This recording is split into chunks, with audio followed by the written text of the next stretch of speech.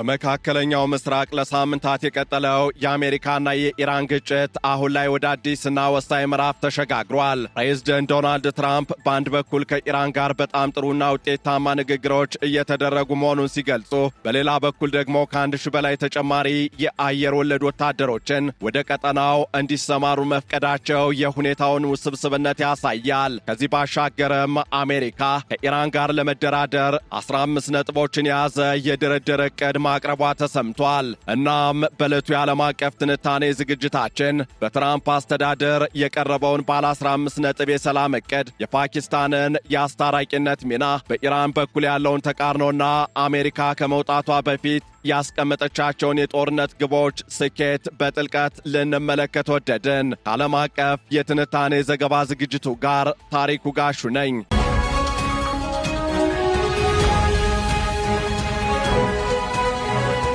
በመካከለኛው ምስራቅ ያለው ቀውስ በአዲስ መልክ እያገረሸ ባለበት በዚህ ወቅት የአሜሪካው ፕሬዝዳንት ዶናልድ ትራምፕ የወሰዱት እርምጃ ዓለም አቀፉን ማህበረሰብ በጥርጣሬና በተስፋ መካከል እንዲወዛወዝ እያደረገው ይገኛል። በቅርቡ የወጡ መረጃዎች እንደሚያመለክቱት ከሆነም ፕሬዝዳንት ዶናልድ ትራምፕ ከኢራን ጋር በጣም ጠንካራ ድርድር እያካሄዱ መሆናቸውን በገለጹ ማግስት ከ1000 በላይ ተጨማሪ ወታደሮችን ወደ ቀጠናው ለመላክ ውሳኔ አስተላልፈዋል። ይህ ውሳኔ የአሜሪካን ወታደራዊ ኃይል በአካባቢው ወደ 50 ሺህ ከፍ የሚያደርገው ሲሆን በተለይም የ82ኛው የአየር ወለድ ክፍለ ጦር አባላት መላካቸው ጉዳዩን አሳሳቢ አድርጎታል። በዋሽንግተንና በቴህራን መካከል ያለው ፍጥጫ ከወታደራዊ ግጭት አልፎ ወደ ዲፕሎማሲያዊ ሽኩቻ የተሸጋገረ ይመስላል።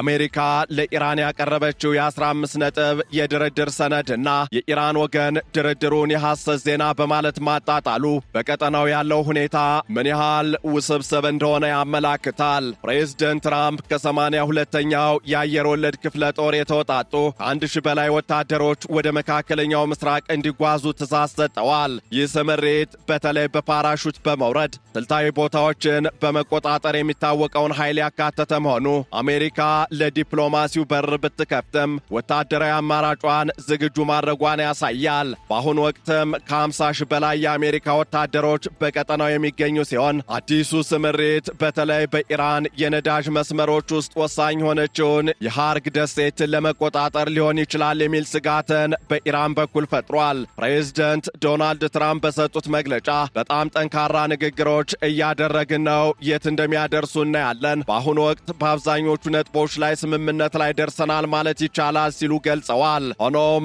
የንግግር ከመሬት ላይ ካለው ወታደራዊ ዝግጅት ጋር የሚጋጭ ሆኖ ተገኝቷል። በሌላ በኩል ደግሞ አሜሪካ ለኢራን አቀረበች የተባለው ባለ 15 ነጥብ የድርድር ሰነድ እንደ አውሮፓውያኑ የዘመን አቆጣጠር በግንቦት 2025 ከነበረውና ውድቅ ከተደረገው ረቂቅ ጋር ተመሳሳይ መሆኑን ዲፕሎማቶች እየጠቆሙ ይገኛሉ።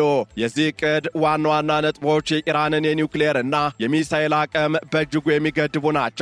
ከእነዚህም መካከል ኢራን ያከማቸችው ማንኛውም የዩራኒየም ክምችት ወዲያውኑ ከሀገር ውስጥ እንዲወጣ ማድረግ፣ የዩራኒየም ማበልጸጊያ ተቋማትን በአንድ ወር ጊዜ ውስጥ ጥቅም ላይ እንዳይውሉ ማድረግና ሴንትሪፊውጆችን ማውደም ይገኙበታል። በተጨማሪም ማዕቀብ ተነስቶ የሚለቀቀው ገንዘብ ለባለስቲክ ሚሳኤል ልማት እንዳይውል ጥብቅ ቁጥጥር ማድረግ፣ የኢራን ሲቪል የኒውክሌር ፕሮግራም ከሀገር ውጭ በሚገኝ የነዳጅ ማዕከል እንዲደገፍ ማድረግና ከተባበሩት አረብ ኤሚሬቶች ከኳታርና ሳውዲ አረቢያ ጋር በጋራ የሚመራ የቀጠናዊ የኒውክሌር ማበልጸጊያ ኮንሶርቲየም ማቋቋም የሚሉት ነጥቦች ተጠቃሽ ናቸው። አሜሪካ በኢራን የሰብአዊ መብት ጥሰት ምክንያት የጣለችውን ማዕቀብ ሳታነሳ ከኒውክሌር ጋር የተያያዙ ማዕቀቦችን ብቻ ለማንሳት ማቀዷ ኢራን እቅዱን በቀላሉ እንዳትቀበለው ከሚያደርጉ ምክንያቶች አንዱ ነው።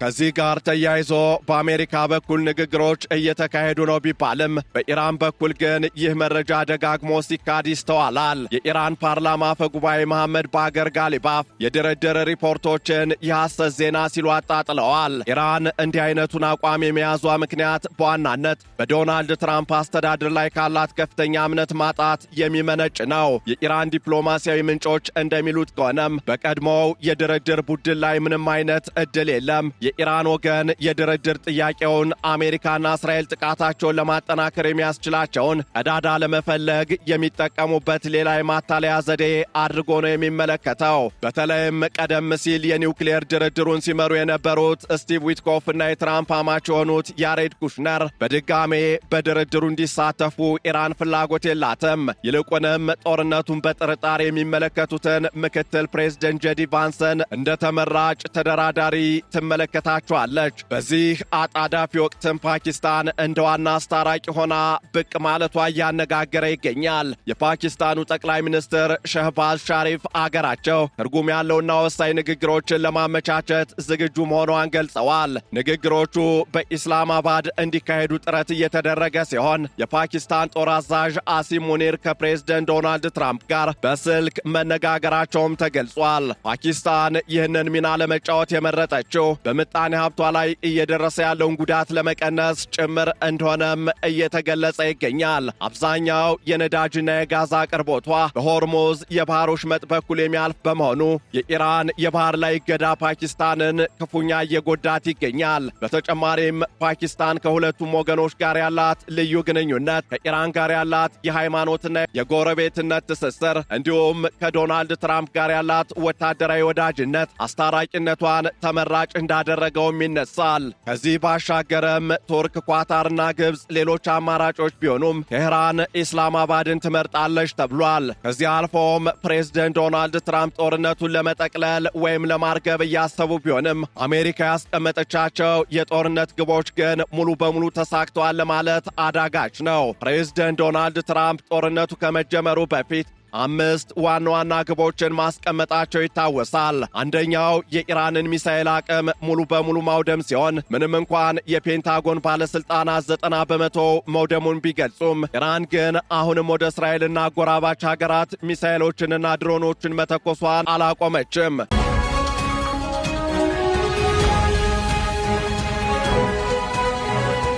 ሁለተኛው ግብ ደግሞ የኢራንን የመከላከያ ኢንዱስትሪ ማውደም ሲሆን አሜሪካ በርካታ የጦር መሳሪያ ማምረቻዎችን ማውደሟን ብትገልጽም ጥቃቶች ግን አሁንም እንደቀጠሉ ናቸው። ሶስተኛው የኢራንን የባህርና የአየር ኃይል ማስወገድ እንደሆነም ሲገለጽ መቆየቱ አይዘነጋም። በዚህ ረገድ አሜሪካና እስራኤል የአየር ላይ የበላይነትን ቢይዙም የኢራን አብዮታዊ ዘብ ባህር ኃይል አሁንም በሆርሙዝ ባህር ወሽመጥ ላይ ስጋት መሆኑ ግን አልቀረም። አራተኛውና ወሳኙ ግብ ደግሞ ኢራን የኒውክሌር መሳሪያ ባለቤት እንዳትሆን ማድረግ ነው። እስራኤል በኒውክሌር ሳይንቲስቶችና ተቋማት ላይ ጥቃት ብታደርስም ኢራን ያከማቸችው 970 ፓውንድ የሚመዝን የዩራኒየም ክምችት አሁንም ትልቅ ስጋት ሆኖ ቀጥሏል። ፕሬዝደንት ትራምፕ ይህንን ክምችት በስምምነት ለመረከብ ተስፋ ያደርጋሉ።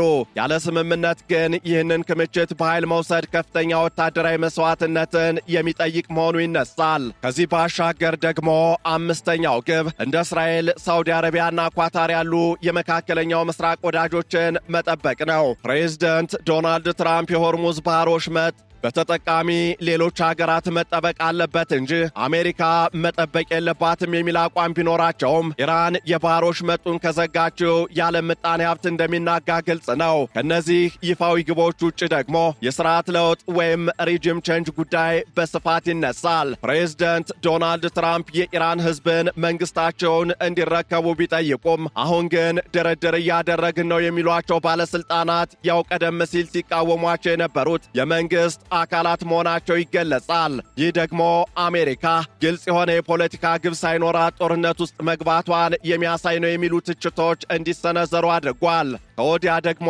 የነጩ ቤተ መንግሥት ቃል አቀባይ አና ኬሊ ወታደራዊ እርምጃው ታላቅ ስኬት መሆኑን ገልጸው የኢራን ባህር ኃይል መውደሙን እንዲሁም የኒውክሌር ህልሟ መክሸፉን እየገለጹ ነው።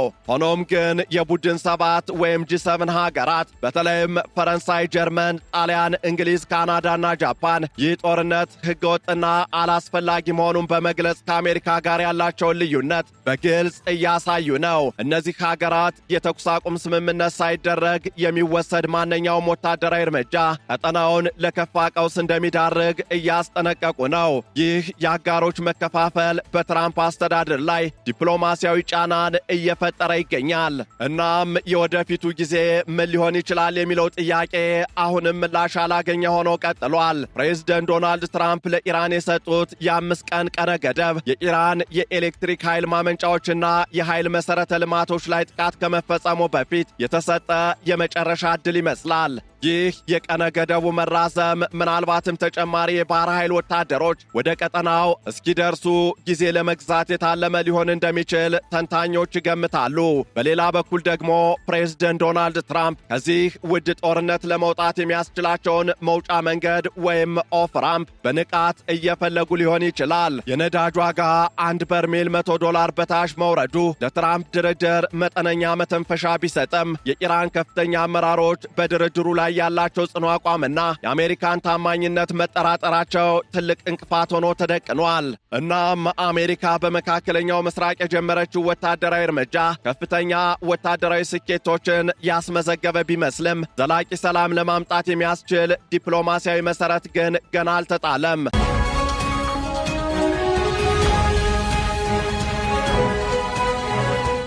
በትራምፕ የሚመራው ባለ 15 ነጥብ ዕቅድ ለኢራን እጅ መስጠትን የሚጠይቅ በመሆኑ ተቀባይነት የማግኘት ዕድሉ ዝቅተኛ ነው። የፓኪስታን የአስታራቂነት ሚናና በኢስላማባድ ሊደረግ የታሰበው ንግግር ለሰላም ብልጭታ ቢሆንም በሁለቱ አገራት መካከል ያለው ጥልቅ የጥልና የጥርጣሬ ገደል በቀላሉ የሚታለፍ አይመስልም። ፕሬዝደንት ትራምፕ የተጨማሪ ወታደሮችን ስምሪት እያከናወኑ ድርድር ላይ ነው ማለታቸው አሜሪካ ከፍተኛ ተጽዕኖ የማሳረፍ ወይም ማክሲመም ፕሬዠር ስትራቴጂዋን እስከ መጨረሻው እንደምትጠቀም ማሳያ ነው። የሚቀጥሉት ጥቂት ቀናት ጦርነቱ ወደ ከፋ ደረጃ ይሸጋገራል ወይስ በኢስላማባድ በኩል ዲፕሎማሲያዊ መፍትሄ ይገኛል የሚለውን የሚወስኑ ይሆናሉ። ኢራን የሆርሙዝ ባህሮች መጥን ካልከፈተች፣ እንዲሁም አሜሪካ የኢራንን የኃይል መሠረተ ልማቶች ካፈራረሰች ግጭቱ ከመካከለኛው ምስራቅ አልፎ የዓለምን ምጣኔ ሀብት ምስቅልቅል ውስጥ ሊከተው ይችላል። በዚህ ሂደት ውስጥ የኢራን ሕዝብና የቀጠናው ሀገራት ዋነኛ ተጎጆች መሆናቸው የማይቀር ነው። አሜሪካ ያስቀመጠቻቸው 5 ግቦች ሙሉ በሙሉ ሳይሳኩ ጦርነቱን ብታቆም በትራምፕ አስተዳደር ላይ የፖለቲካ ኪሳራን ሊያስከትል ይችላል። በተቃራኒው ደግሞ ጦርነቱ ከቀጠለ አሜሪካ ሌላ ረዥምና የማያቋርጥ የመካከለኛው ምስራቅ ጦርነት ውስጥ ልትዘፈቅ ትችላለች። ስለዚህ የአሁን ወታደራዊ ስምሪት ለዲፕሎማሲው ስኬት እንደ ማስፈራሪያነት ይጥቀም ወይስ ለትልቅ ወረራ መነሻ ይሁን የሚለው ጉዳይ በትራምፕ ውሳኔና በኢራን ምላሽ ላይ የተንጠለጠለ ሆኖ ይቀጥላል። ይህንን ዓለም አቀፍ ትንታኔ ስናዘጋጅ ቢቢሲ፣ ሮይተርስ፣ ኤፒ ኒውስ፣ ዘጋርዲያን እንዲሁም ሲኤንኤንን በዋቢነት ተጠቅመናል።